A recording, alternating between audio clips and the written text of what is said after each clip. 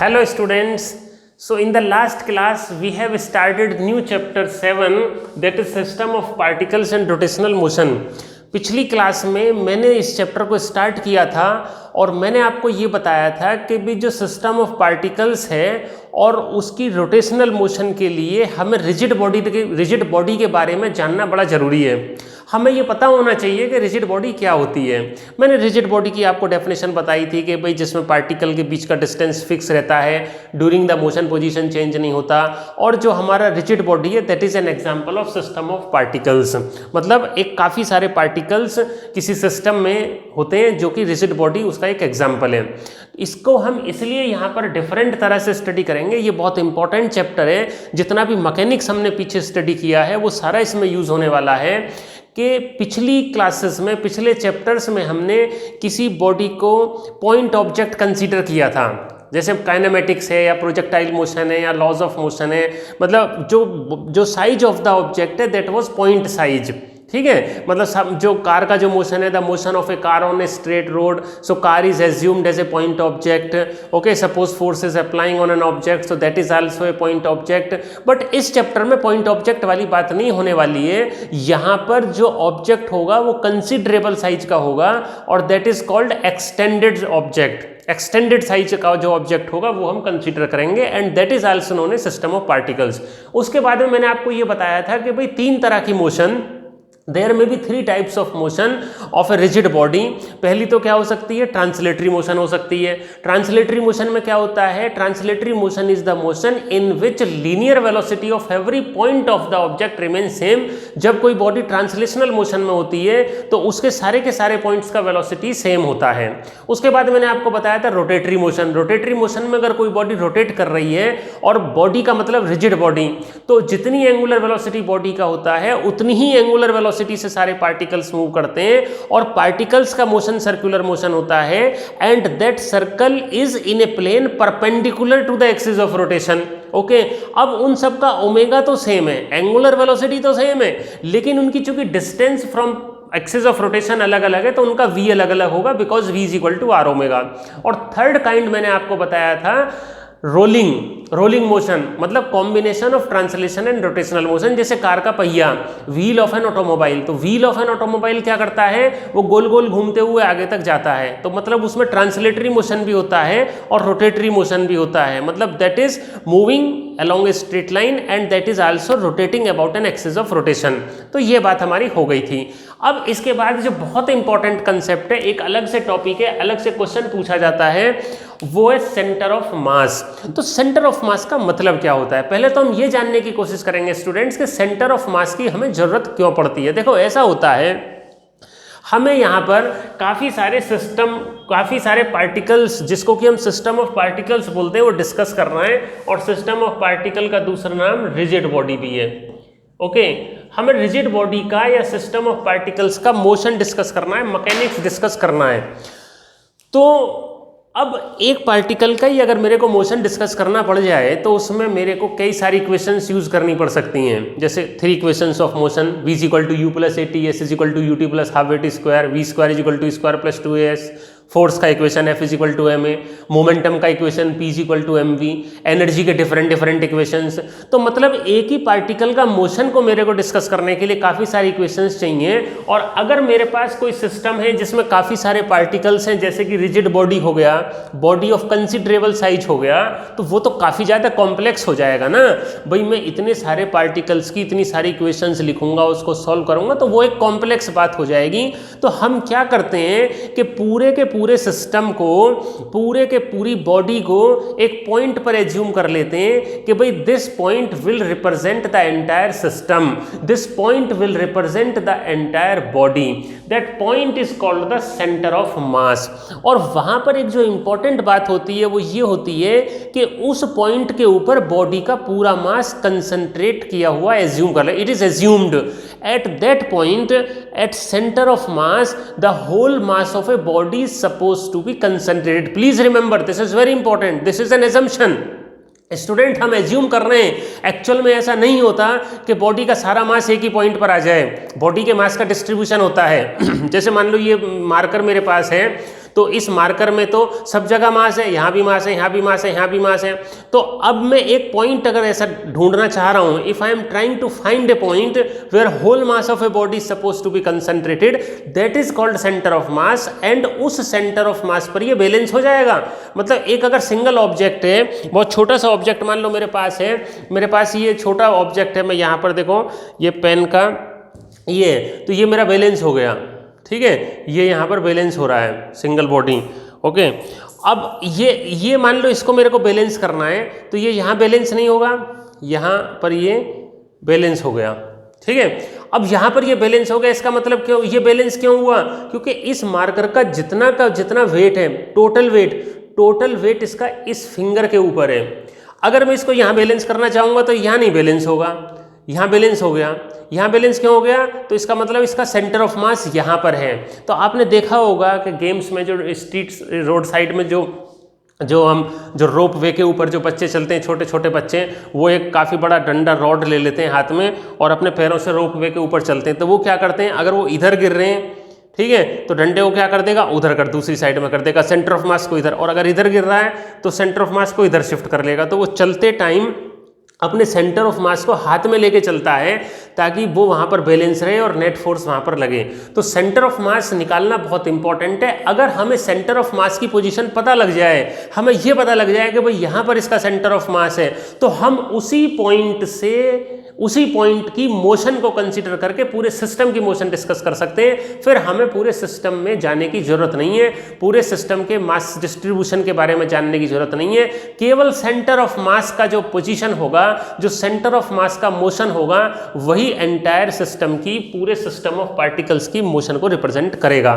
तो centre of मास की definition आप देखें यहाँ पर, this is the point where whole mass of a body और सिस्टम इज सपोज टू, मैं फिर बोल रहा हूं, this is the point where whole mass of a body suppose is assumed, it is not actually existing. ये actual में नहीं है। ऐसा नहीं है कि आप बॉडी के अंदर घुस जाएं और उसको तोड़ने फोड़ने लगे और ढूंढने लगे भाई कहाँ इसका सेंटर ऑफ मास, आपको कहीं नहीं मिलेगा।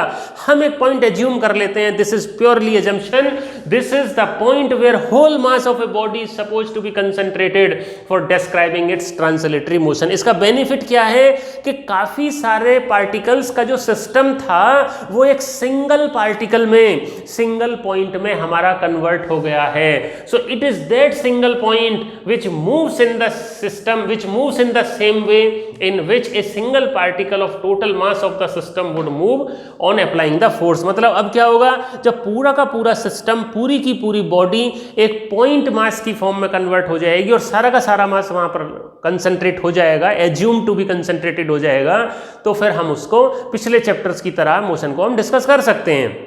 तो ये बात होगी। अब सवाल ये आता है कि सेंटर ऑफ मास बेसिकली मतलब ये नहीं है कि सेंटर किसी भी मास का नहीं।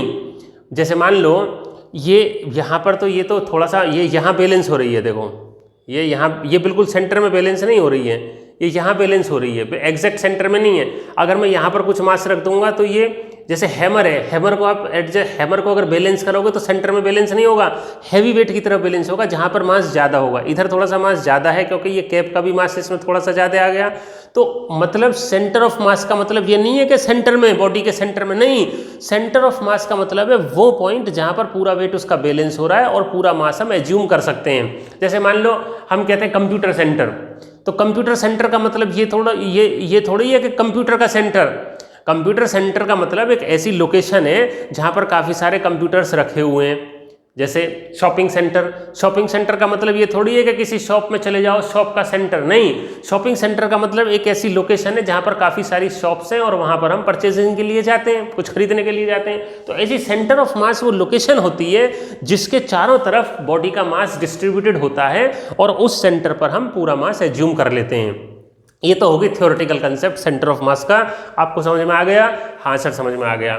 इसके बाद मैं करने जा रहा हूं एक्सप्रेशन फॉर सेंटर ऑफ मास, मतलब सेंटर ऑफ मास हम कैलकुलेट कैसे कर सकते हैं। तो एक्सप्रेशन मतलब मैं एक फॉर्मूला आपको बताऊंगा, उस फॉर्मूले को यूज करके हम किसी सिस्टम का सेंटर ऑफ मास कैलकुलेट कर सकते हैं। और अभी हम 2 पार्टिकल सिस्टम के सेंटर ऑफ मास का फॉर्मूला ड्राइव करेंगे और उसको आगे जनरलाइज करेंगे n नंबर ऑफ पार्टिकल्स के लिए। तो expression of centre of mass for a 2 particle system, expression of centre of mass for a 2 particle system.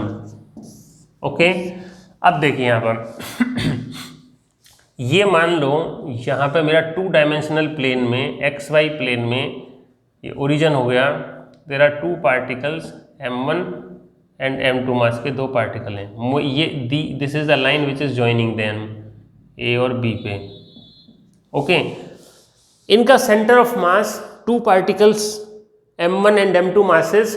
Okay, this is the line which is joining them, centre of mass इस लाइन के ऊपर कहाँ होगा मेरे को ये पता लगाना है। और we are given its position vector r1 और इट्स पोजीशन वेक्टर r2, मतलब m2 का पोजीशन वेक्टर r2 है। और मान लो सेंटर ऑफ मास बीच में कहीं होगा, यहाँ पे इसका पोजीशन वेक्टर हो गया rcm,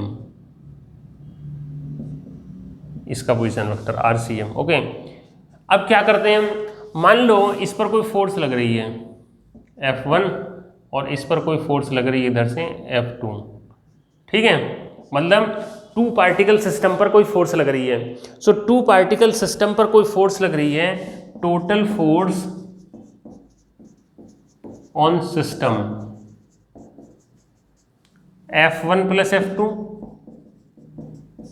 मतलब एक पार्टिकल पर फोर्स प्लस सेकेंड पार्टिकल पर फोर्स, तो ये किसके इक्वल हो जाएगी, ये FCM के इक्वल भी हो जाएगी। ये मैंने बताया ना कि दोनों पॉइंट्स का 2 पार्टिकल सिस्टम का जहां पर सेंटर ऑफ मास होगा, हम ये एज्यूम कर लेंगे कि उस पॉइंट पर टोटल मास है और उसी पर टोटल फोर्स लग रही है, ठीक है। तो F1 प्लस F2 FCM के बराबर होगा। अब F1 क्या होता है, F is equal second law तो हम जानते ही हैं, F is equal to dp by dt, Newton second law, F is equal to dp by dt।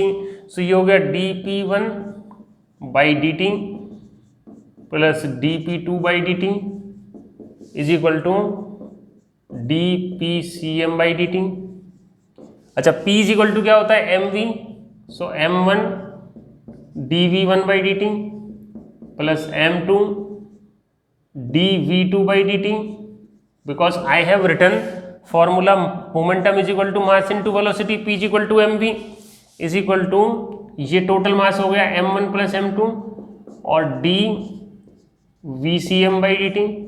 अब एक फॉर्मूला मैंने आपको बताया था कि भाई वेलोसिटी जो होती है पोजीशन का डिफरेंशियल होती है dr बाई dt,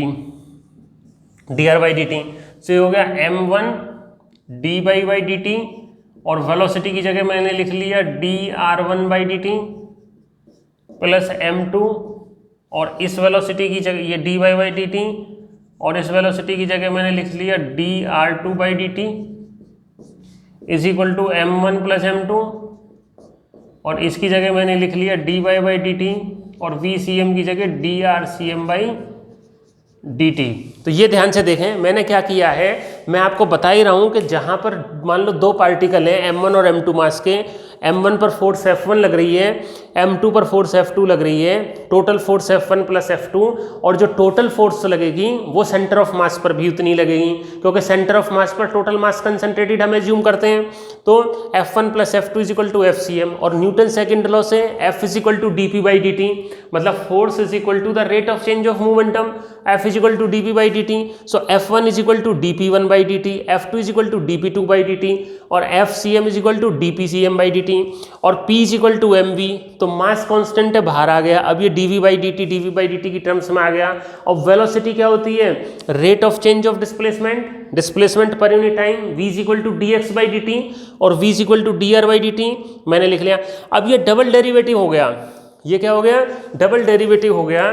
तो मैं यहां पर इसको लिख सकता हूं d2 बाई dt2 और अंदर ले जाऊंगा m1 r1 और उसमें भी dt2, तो ये d2 बाई dt2 बाहर आ जाएगा, m2 r2 is equal to उधर इतना अपना आ जाएगा m1 plus m2 into d2 by dt2 of RCM।